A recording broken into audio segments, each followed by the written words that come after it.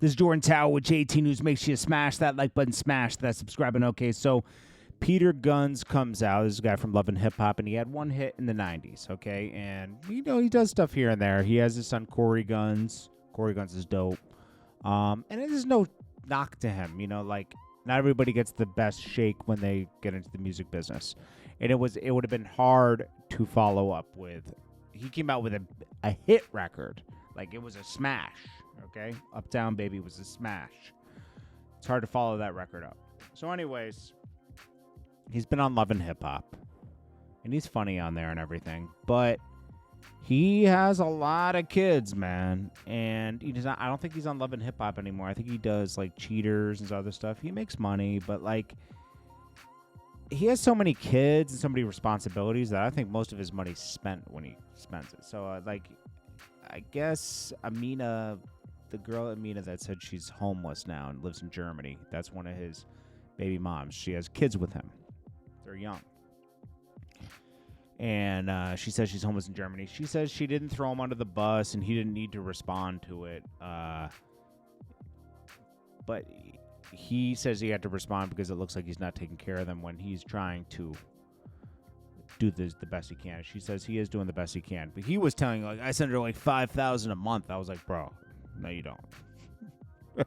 You have too many responsibilities to be doing that. And you could tell me all you want in the comments. Oh, you don't know what you're talking about. Trust me. You could just... he's trying to save face. That doesn't mean he's not there for his kids, though. You know, so...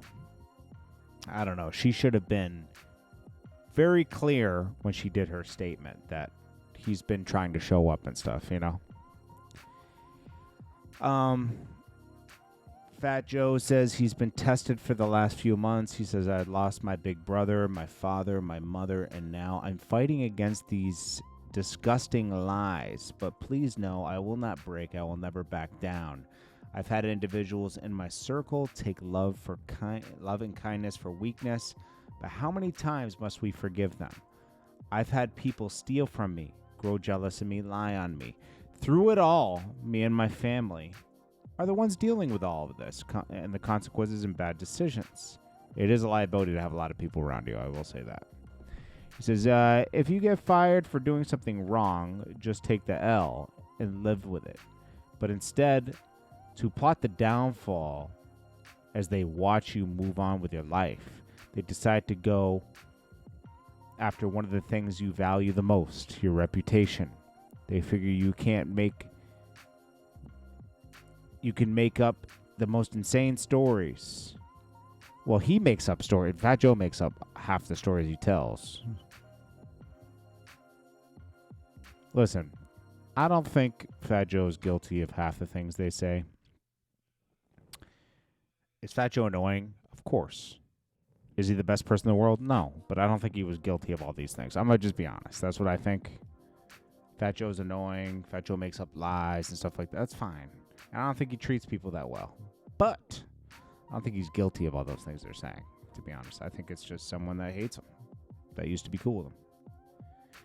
Well, B. Simone's trolling after recent backlash of her comments and her friendships and saying she now has to shop at H&M. If you don't know, she was on a podcast and her friend was like, you know, you're my best friend, you're my celebrity friend, and you didn't help me, but it's okay. I need to go through the storm, even though I could have used some help around those times.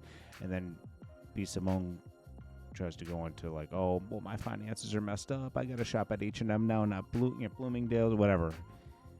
Okay. This is stuff that shouldn't even have been on the pod. See, this is why podcasts aren't such a good idea. You start talking too much, you know? These people start talking too much about their personal lives.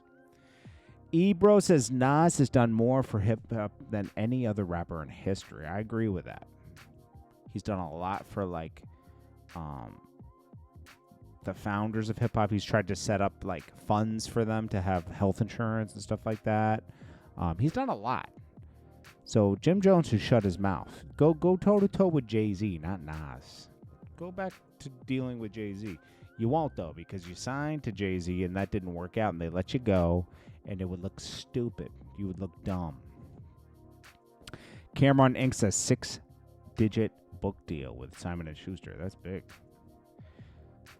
This is her just saying Peter Gunz was there for her. OTF Duty Low is currently undergoing rehab on his leg after being shot in Atlanta. Remember, he got caught slipping and almost lost his life over having beef with people in Atlanta.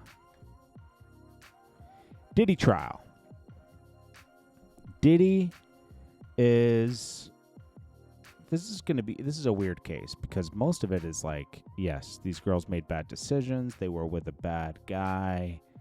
Diddy, he took advantage of them. He's abusive.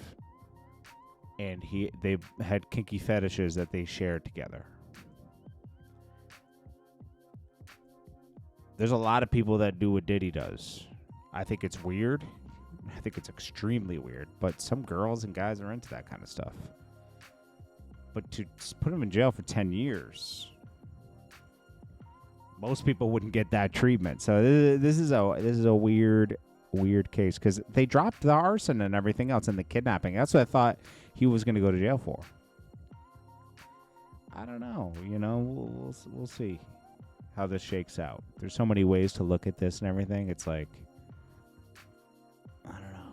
Diddy's not a great person. I'm going to tell you that much, but I think this was more of an embarrassment to him, to embarrass him. I think that, he'll get a little bit of time. I don't think he's going to get that much time. French Montana walks out of an interview when Drake and Rick Ross names are mentioned in their beef. I would have walked out too. Who wants to keep rehashing that, you know, for clips, you know? French Montana's in a position where he really needed both of those guys at one point. And he made the mistake of, like most people did, they chose sides during the Meek Mill and Drake beef, right? Because he needed those Drake features, right? But now he has a strained relationship with Meek Mill and Rick Ross. Facts.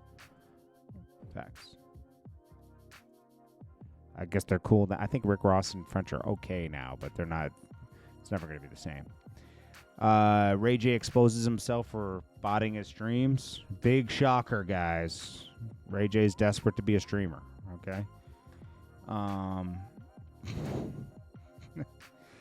Rich Homie Quan's brother calls out Young Thug for not shouting Quan out before performing Lifestyle at a Chicago show. That's true. You know, Young Thug looked like crazy during that show, too. Young Thug's making a lot of weird choices since he's gotten incarcerated. Going against Gunna, all that other stuff. And then Little Meech actually thinks he's a gangster. You're playing one on TV. He keeps saying, yo, the boss of all bosses. Yo, you know, it's like, bro, we remember when you were a kid just a few years ago trying to rap. Remember that? That was only 7 years ago.